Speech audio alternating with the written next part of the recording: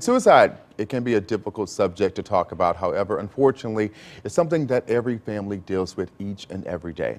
It's those feelings our next guest, Sonia, have dealt with, and that's why she wrote a book entitled An Impossible Life. And she's here to talk about that book along with her daughter and co-author, Rachel. Good morning, you all. Just explain to us, the experiences that you've dealt with mental illness. Yes, well, after I had attempted suicide and was released from the hospital, my neighbors were out talking in the cul-de-sac, and I went out to talk with them, and the minute that I approached them, the conversation stopped. Their silence was heartbreaking and their discomfort all too visible. And so I realized that we need to talk about suicide, and suicide is a conversation killer when we need to be discussing it. Absolutely, and I'm pretty sure, writing that book was very therapeutic for you as well. People don't want to talk about it, but from your experience, from reading your Amazon reviews, this is something that folks are really loving about your book, right? Yes. Yeah. So everyone that reads the book finishes it within at least 24 hours. Right. And I find that might be because we wrote the book like a movie. So you're sitting there and you're watching someone go through a psych ward and be mentally ill, have someone commit suicide, and see how it affects everyone around them. Mm-hmm. And how has your father played a role in your life as well?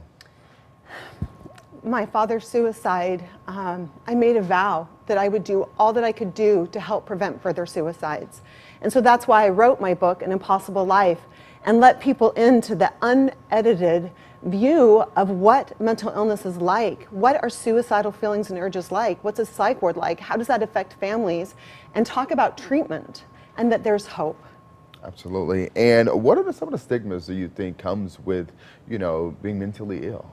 When I was 16, I found my mom's suicide note, and I was super angry at her. I thought it was selfish.